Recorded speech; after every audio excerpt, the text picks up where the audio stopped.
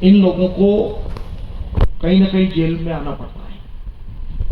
क्रोध ये मनुष्य के सबके जीवन में होता है। कहीं ऐसा सामान्य जीवन में क्रोध आता है, उस क्रोध पर कंट्रोल हो। क्रोध जब आता है तब अपन उस स्थान को छोड़ दें तो मुझे लगता है कि शायद वो घटना नहीं होगी। और क्रोध पर काबू नहीं होता है तब ये सब परिस्थिति होती है। इसलिए कभी कभी भाग्य की बात होती है कि जब क्रोध आता है, मैंने जब जेल के निरीक्षण किए, मध्य प्रदेश की अनेक जेल के, जबलपुर हो, ग्वालियर हो, मैं बहुत सारी जेलों में जब निरीक्षण करता था तो मैं बड़ा भावुक होकर के निकलता था वहां से,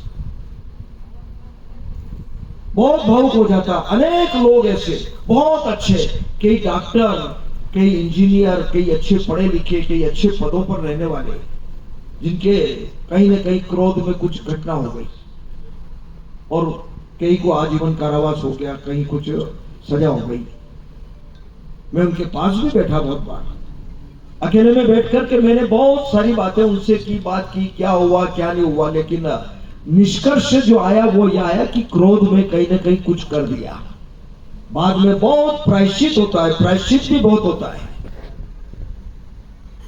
लेकिन ये अच्छा है। मध्य प्रदेश सरकार के यशस्वी मुख्यमंत्री जी को मैं धन्यवाद दूंगा कि इस समय मध्य प्रदेश की लोग वार्षिक जेल खेल प्रतियोगिता यहाँ आयोजित करते हैं। उसी अनुक्रम में ये चौथी जेल खेल वार्षिक प्रतियोगिता थी, जिसकी थीम थी हमारी संस्कृति हमारी विरासत। और इसके मुख्य अतिथि के रूप में उप मुख्यमंत्री श्री जगदीश देवरा जी हमारे यहाँ पधारे थे और साथ में और भी पदाधिकारीगण यहाँ पधारे हुए थे। कलेक्टर एसपी सर भी साथ में थे और ये पूरा हमारा भारतीय संस्कृति पे आधारित कार्यक्रम था।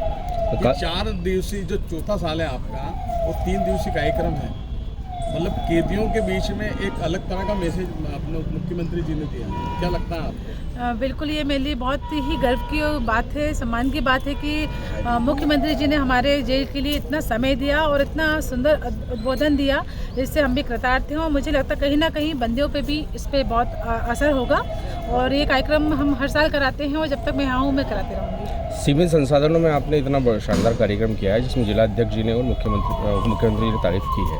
किस तरह से आपने इन जो है कैदियों का सिलेक्शन किया था जिस कारण से इतनी भव्य प्रस्तुति देखने को मिली? एक्चुअली मुझे इन सब में पर्सनल इंटरेस्ट है, गाने में, डांस में।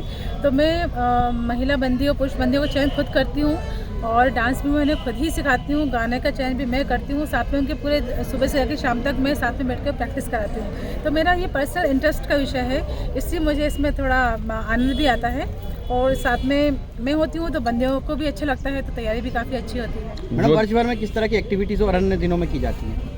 वर्ष भर में जितने भी हमारे यहाँ के त्यौहार पड़ते हैं, चाहे वो मकर संक्रांति हो, अभी आपने देखा हमने मकर संक्रांति का उत्सव मनाया था, हमारे डी साहब के द्वारा उद्घाटन किया गया था। इसके अलावा हमारे यहाँ जितने भी त्यौहार हो, चाहे वो बसंत पंचमी हो, नर्मदा जयंती हो, जन्माष्टमी हो, राम उत्सव हो, हर तरह के त्यौहार हम यहाँ पर बड़े धूमधाम से मनाते हैं। Thank you.